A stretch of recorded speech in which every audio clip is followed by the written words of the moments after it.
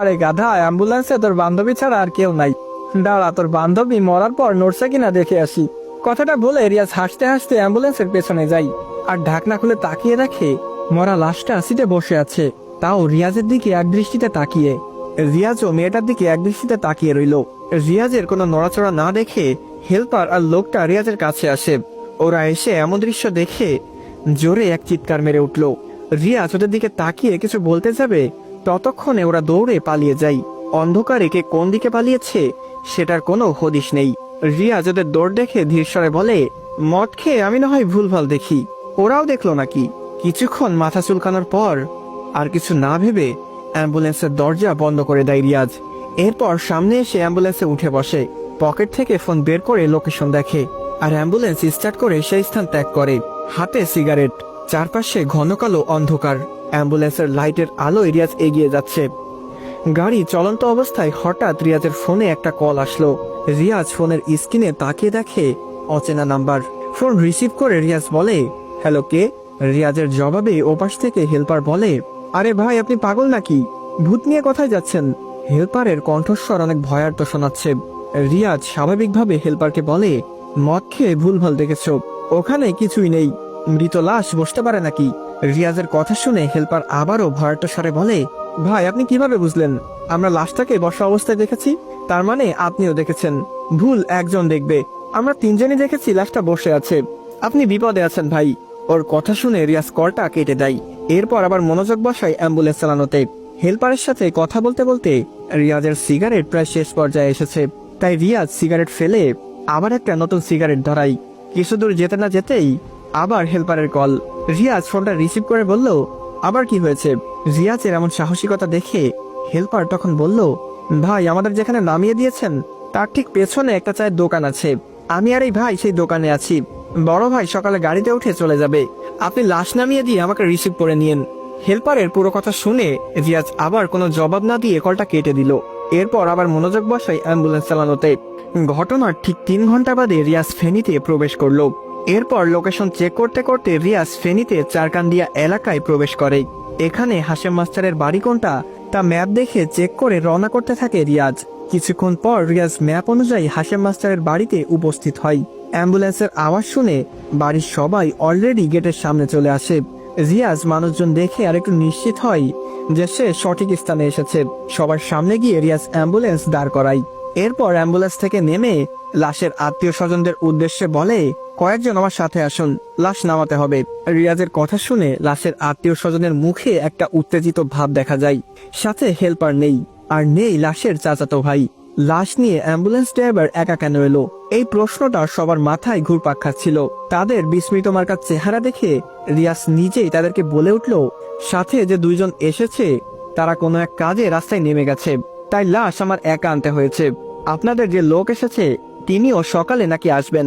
রিয়াজের কথাটা কারো কারো কাছে ক্লিয়ার হলেও অনেকের কাছে ভিন্ন কিছু মনে হতে থাকে, যেন তারা সব জানে। রিয়াজের মিথ্যাটাও তারা যেন বুঝে গেছে। কিন্তু রিয়াজ কাউকে কোনো প্রশ্ন করার সুযোগ না দিয়ে নিজেই অ্যাম্বুলেন্সের ঢাকনা খুলতে থাকে। রিয়াজের এমন আচরণ দেখে কয়েকজন আত্মীয় স্বজন এসে রিয়াজের সাথে হাত লাগায়। রিয়াজ অ্যাম্বুলেন্সের ঢাকনা খোলার পর দেখে লাশ ঠিকই শুয়ে আছে, আর লাশের বক্সটাও খোলা নেই। রিয়াজ গিয়ে লাশের বক্সটা ধরে এবং সাথে লাশের আত্মীয় স্বজনরাও এসে রিয়াজের সাথে লাশের বক্সটা অ্যাম্বুলেন্স থেকে বের করে। এরপর রিয়াজ বক্সের ঢাকনা খুলতেই সবাই লাশটাকে বের করে তাদের উঠানে নেয়। লাশ নামিয়ে দিয়ে রিয়াজ আবার অ্যাম্বুলেন্সের কাছে আসে। গাড়ির ঢাকনা আটকে দিয়ে রিয়াজ ড্রাইভিং সিটে বসে। এরপর সবাইকে বিদায় দিয়ে বাড়িটা থেকে বের হয়ে চলে আসলো। কোনো দিকে কোনো নজর নেই, আর নেই কারো অবস্থান। আর রাতটা এখন গভীর। ফেনীতে এসে রিয়াজ আবার কুমিল্লার পথটাই রওনা করে। প্রতিবারের মতো সিগারেট জ্বালিয়ে ড্রাইভ করছে, কিন্তু রিয়াজ অনুভব করতে পারছে অ্যাম্বুলেন্সের পেছনে কেউ রয়েছে। রিয়াজ কোনো দিকে নজর না দিয়ে এগিয়ে যেতে লাগলো। কিছুক্ষণ পর চারপাশে ফজরের আজান শুরু হয়। আজানের ধ্বনি রিয়াজের কান অব্দি আসতেই রিয়াজ একটা দীর্ঘশ্বাস ফেলে। কপাল থেকে ঝরে পড়া ঘাম এইবার শুকাতে শুরু করলো। চারপাশে ধীরে ধীরে আলো ছড়াচ্ছে। সূর্য উকি দিবে কিছুক্ষণ পর। ভোরের এই মিষ্টি বাতাস রিয়াজের চুল স্পর্শ করছে, কিন্তু রিয়াজের মগজে ভাবনা চলে ভিন্ন কিছু। সকাল 6:12। রিয়াজ সেই দোকানের কাছে আসে। হেল্পার দোকানের সিটে ঘুমাচ্ছে। রাস্তার পাশে অ্যাম্বুলেন্স দাঁড় করিয়ে রিয়াজ নেমে পড়ে। এরপর দোকানে গিয়ে দেখে দোকানি বসে বসে কোরআন তেলাওয়াত করছে। রিয়াজের উপস্থিতি দেখে দোকানি একটু স্থির হয়। রিয়াজ দোকানের উদ্দেশ্যে বলে, চা হবে? দোকানি মুস্কি হেসে উত্তর দিল, জি ভাই, বসুন। রিয়াজ সিটে না বসে হেল্পারকে ডাকতে শুরু করলো। হেল্পারের পরিচিত দেখে দোকানি রিয়াজকে বলে, ভোরে এসে দেখি উনি সিটে ঘুমাচ্ছে, কয়েকবার ডেকেছি আমি, কিন্তু ওঠেনি। রিয়াজ দোকানের কথা শুনে কোনো জবাব দেয়নি। হেল্পারকে কয়েকটা ধাক্কা মারতেই সে লাফিয়ে ওঠে। রিয়াজ এবার গিয়ে সিটে বসলো। এদিকে হেল্পার রিয়াজকে দেখে বলতে লাগলো, আপনি এসেছেন তাহলে? রিয়াজ মাথা নাড়িয়ে হ্যাঁ সূচক ইঙ্গিত দিল। হেল্পার আবার বলা শুরু করে, লাশের সাথে আসা ভাইটা আমাকে একা রেখে চলে গেছে। হেল্পারের কথা শুনে রিয়াজ বলে, এত রাতে গাড়ি কোথায় পেয়েছে সে? হেল্পার রিয়াজের প্রশ্নে আবার বলে, গ্যাস নেওয়া সিএনজিতে গেছে। এক ড্রাইভার ফেনী যাচ্ছিল গ্যাস আনতে, ওনাকে 500 টাকা দিয়ে রিজার্ভ করেছে। হেল্পার তার কথা শেষ করতেই দোকানি চা নিয়ে এসেছে। রিয়াজ আর হেল্পার চায়ের কাপ হাতে নিল। চা খেয়ে বিল পরিশোধ করে নেয় রিয়াজ। এরপর হেল্পারকে নিয়ে রওনা করে ঢাকাতে। যদিও মাঝপথে হেল্পার অনেক কথা জিজ্ঞেস করেছিল, রিয়াজ তার সব কথা এড়িয়ে গেছে, অর্থাৎ কথা ঘুরিয়ে দেয়। প্রায় 2 ঘন্টা 48 মিনিট বাদে রিয়াজ অ্যাম্বুলেন্স নিয়ে হাজির হয় হাসপাতাল। বাহিরে গাড়ি দাঁড় করিয়ে রিয়াজ হেল্পারকে বলল, বসকে জানিয়ে আসো, আমি চায়ের দোকানে আছি। কথাটা বলে রিয়াজ গাড়ি থেকে নামে আর সোজা চলে যায় চায়ের দোকানে। হেল্পার গাড়ি থেকে নেমে ঢুকে যায় গেটে। রিয়াজ চায়ের দোকানে যেয়ে আগে একটা সিগারেট ধরাই, এরপর চায়ের অর্ডার করে। কিছুক্ষণ বাদে হাসপাতাল থেকে বের হয় কালাম সাহেব। গেট থেকে বেরিয়ে সোজা উপস্থিত হয় রিয়াজের কাছে। রিয়াজ কালাম সাহেবকে দেখে একটু মুস্কি হাসি দেয় আর দাঁড়িয়ে পড়ে। কালাম সাহেব কাছে আসতে রিয়াজ বলল, কি অবস্থা ভাই? লাশ তো নামিয়ে এসেছি। রিয়াজ কথাটা বলার পর হাসিটা আর রাখতে পারেনি। কালাম সাহেবকে দেখে বোঝা যাচ্ছে উনি রাগান্বিত। রিয়াজ আবার কিছু বলবে তার আগে কালাম সাহেব বলে, এসেছো সেই গতকাল রাতে, তোমার ভাবির সাথে কথা হয়েছে আমার। সেদিন রাতেও কিছু খাওনি, আমাকে গোসল করার জন্য একটু সময় দিতা, একসাথে কিছু খেয়ে এরপর কাজে আসতে, কিন্তু তুমি বেশি কাজ দেখাচ্ছ। বস কল দিতেই পাগলের মতো ছুটে আসলা। অনেকটা ধমকের স্বরে কথাগুলো বললেন কালাম সাহেব। রিয়াজ মাথা নিচু করে বলে, পরের বার থেকে আর হবে না। কালাম সাহেব এতে সন্তুষ্ট হয়নি।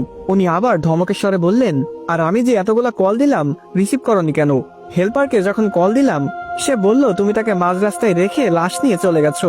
খুব দায়িত্ববান হয়ে গেছো তাই না? রিয়াজ কালাম সাহেবকে আবার শান্ত স্বরে বলে, ভাই ফোন খেয়াল করিনি। কালাম সাহেব এতেও সন্তুষ্ট হলেন না, তবে এইবার একটু নর্মাল ভাবে বললেন, বসকে আমি কাল থেকে ইচ্ছা মতো বকাচোকা করেছি, তুমি এখন এই লাইনে নতুন, তার উপর আজ 2 দিন ভাত খাওনি। কি দরকার ছিল রাতে লাশ টানার? আর হেল্পারের মুখে মাত্র শুনে এলাম সব। কি হয়েছিল রাতে? রিয়াজ এবার কালাম সাহেবের কথা এড়িয়ে দেওয়ার জন্য বলে, আজকে আমার আর কোনো ডিউটি আছে? কালাম ভাই বলে, রাখো তোমার ডিউটি, আগে বলো রাতে কি হয়েছে। রিয়াজ কালাম সাহেবের কথাই এইবার আর জবাব দেয়নি। পকেট থেকে টাকা বের করে দোকানিকে চায়ের বিল দিল। এরপর সিটে বসে সিগারেট টানছে। কালাম সাহেব রিয়াজকে এবার ধমকের স্বরে বলে, সমস্যা কি? আমি কিছু জিজ্ঞেস করেছি। রিয়াজ এবার না পেরে বসা থেকে উঠে যায় আর হাসপাতালের দিকে যেতে লাগলো। কালাম সাহেব নিজেও রিয়াজের পিছন পিছন এসে সামনে দাঁড়ায়। রিয়াজের পথ আটকাতেই রিয়াজ গেটে না গিয়ে অ্যাম্বুলেন্সে চলে যায়। ড্রাইভিং সিটে বসে কিছু ভাবছে। এদিকে কালাম সাহেব নাছোড়বান্দা, উনি অ্যাম্বুলেন্সের কাছে এসে রিয়াজকে আবার বলে, আমি জানি তুমি স্বাভাবিকভাবে লাশ নামিয়ে আসনি, অনেক কিছু ফেস করেছো, এই লাশ কেউ নিতে চায়নি, তাই বস আমার জন্য অপেক্ষা করছিল। আমি সন্ধ্যার দিকে লাশটা নিয়ে যেতাম, কিন্তু সেখানে পাকনামি করে নিজে গেলে। তুমি জানো এই লাশের মূল কাহিনী? কালাম সাহেবের কথা শুনে রিয়াজ একটু নড়ে চড়ে বসে। এরপর বলে, লাশের আবার কি কাহিনী?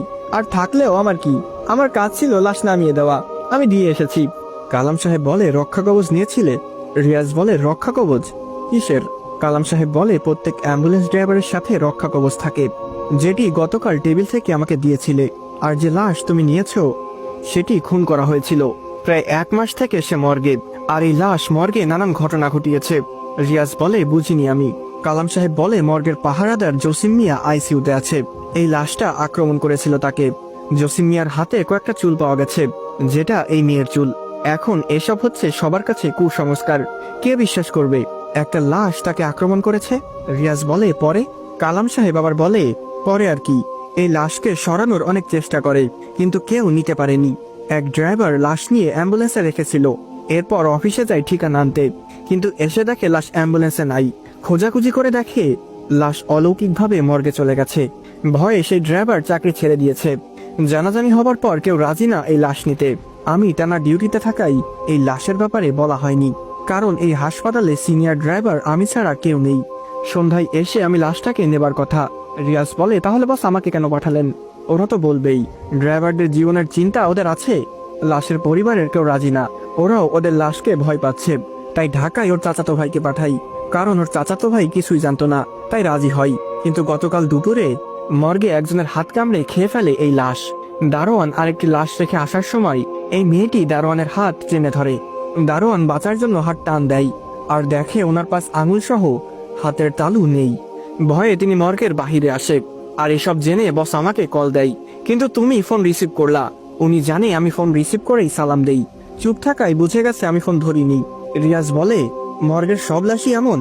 কালাম সাহেব বলে, না, সব না, কিছু কিছু। আর যে মেয়ের লাশ তুমি নিয়েছো, তাকে তো নৃশংস হত্যা দেওয়া হয়েছিল। রিয়াজ বলে, হত্যা দেওয়া হয়েছিল মানে? কালাম সাহেব বলে, কি আর বলবো, এই যে পাশের এলাকাতে এমপি সোহেল সাহেবের বাড়ি, তার ছেলে দল এই কাজ করেছে।